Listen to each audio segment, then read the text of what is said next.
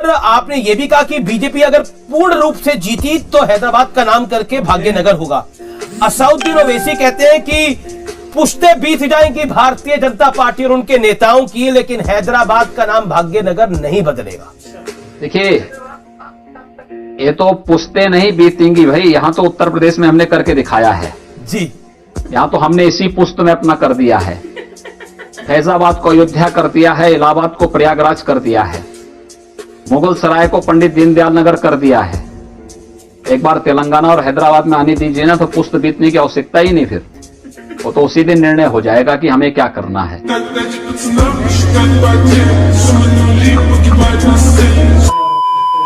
विकास दुबे अपने आप को सरेंडर कराए थे मंदिर में पब्लिक के सामने कि कम से कम हमारा एनकाउंटर नहीं होगा। हो गया। अरे वो बैठा के 4 बार गाड़ी पलटे सब। 450 एनकाउंटर हुआ था 1 साल में। विकास दुबे तो एक नाम है, 450 एनकाउंटर हुआ था। वो आदमी गद्दी में बैठते कहा आज जितने लोगों का रिकॉर्ड है सबको मार डालो। बोले मार डालो, बाद में बात करेंगे, 1 साल बाद बात करेंगे। जो जहां उठाएगा वही मारा गया। जरूरी भी था। बाबा भी देखो, नेचर क्या है ना, नेचुरल सिलेक्शन इसी को बोलते हैं। यूपी को चलाना सबके बस की बात नहीं है।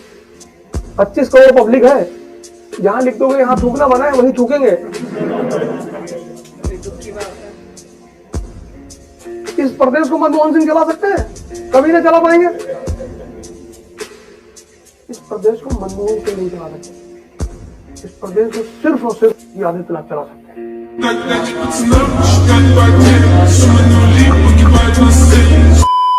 इसके बारे में आपका आकलन क्या है यूपी के अंदर?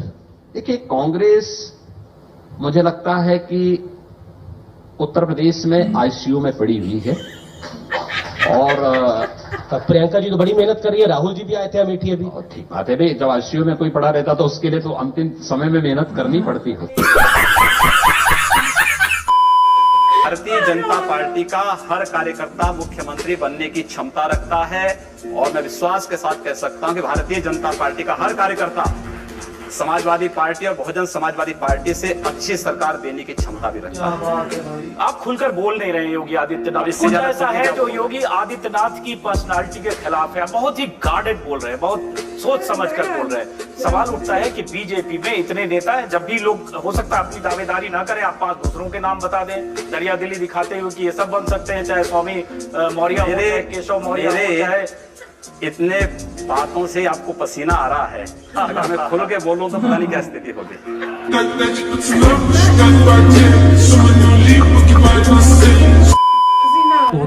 मैंने राम मंदिर निर्माण मक्का मदीना में करने की बात नहीं की। मैं राम मंदिर निर्माण की बात यरूशलेम में नहीं कर रहा हूँ, वेटिकन सिटी में नहीं कर रहा हूँ, मैं अयोध्या में राम मंदिर के निर्माण की बात कर रहा हूँ। आप कोई और सीट बताइए जहां से आप चुनाव जीत सकते हैं, गोरखपुर से निकलकर? कहीं भी उत्तर प्रदेश, पूरे देश के अंदर कहीं भी आप कहें तो हैदराबाद से चुनाव लड़के जीत सकते हैं। If you think you're bad, I am your dad. मेरा योगी से सिर्फ एक ही छोटा सा क्वेश्चन है कि सर, चाहे वो गवर्नमेंट के किसी डिपार्टमेंट में काम करता हो, आईएएस हो, पीसीएस हो, कोई भी हो, जब भी वो गलत काम करता है तो आप उसे ट्रांसफर क्यों देते हैं, डिसमिस क्यों नहीं करते? क्योंकि जब मुख्यमंत्री पद की शपथ लिया तो 1 महीने 1.25 महीने तक हम लोगों ने कोई ट्रांसफर पोस्टिंग नहीं की, तो लोग कहने लगे सही तो कुछ कर ही नहीं रहे हैं। हमने कहा यार कार्य करने दो। हम लोगों ने उसके बाद देखा कि ट्रांसफर पोस्टिंग आवश्यक है, हम लोगों ने करना प्रारंभ किया और हम पहले इस बात को चेतावनी दे चुके हैं कि ट्रांसफर पोस्टिंग में सस्पेंशन में हम लोगों का विश्वास नहीं है। आवश्यकता पड़ेगी तो घर भेजने की तैयारी करेंगे और पूरी तरीके से करेंगे और बहुत शीघ्र इस प्रकार की कार्रवाई को हम लोग अंजाम देने वाले हैं।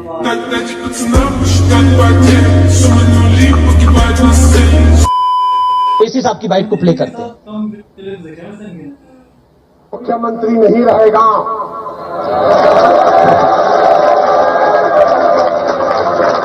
हमेशा मोदी प्रधानमंत्री नहीं रहेगा।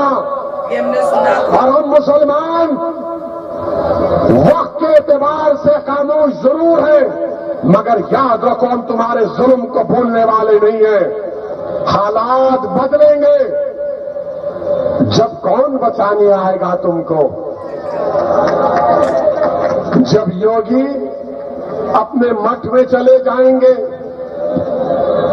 मोदी पहाड़ों में चले जाएंगे, हो सकता है या कहीं पर जाकर रहेंगे, जब कौन आएगा। क्या कहेंगे योगी जी? कह रहे जब योगी मठ में चले जाएंगे, मोदी हिमालय में चले जाएंगे, तब कौन बचाने आएगा? ठीक बोल रहे हैं, वक्त आएगा तो हैदराबाद भाग्यनगर भी बनेगा। पर आपको लगता नहीं ये पोलराइजेशन का हाई पॉइंट है? ओवैसी इस तरह की बात कर रहे हैं, आप लोग काशी को भव्य बनाने की बात, मथुरा को भव्य बनाने की बात कर रहे हो। ओवैसी क्या करना चाह रहे हैं? ओवैसी से आप उम्मीद क्या करते हैं? ओवैसी से क्या आप सत्यनारायण की कथा सुनना चाहते हैं क्या?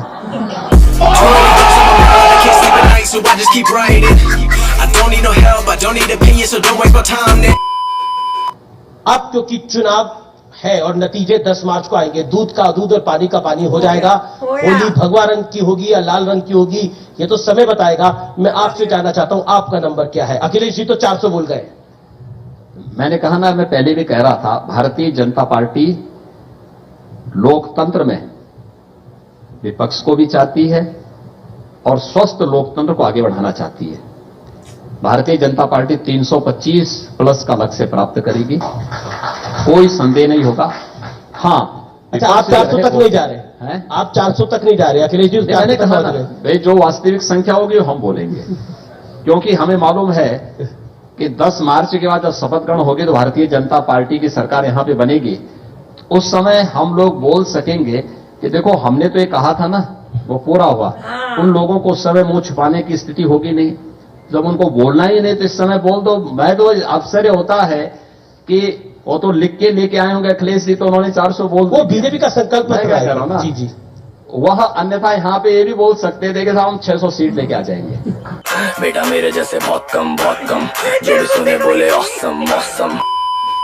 संवैधानिक पद पर बैठे मुख्यमंत्री हैं अरविंद केजरीवाल, आपने कहा लतखोर।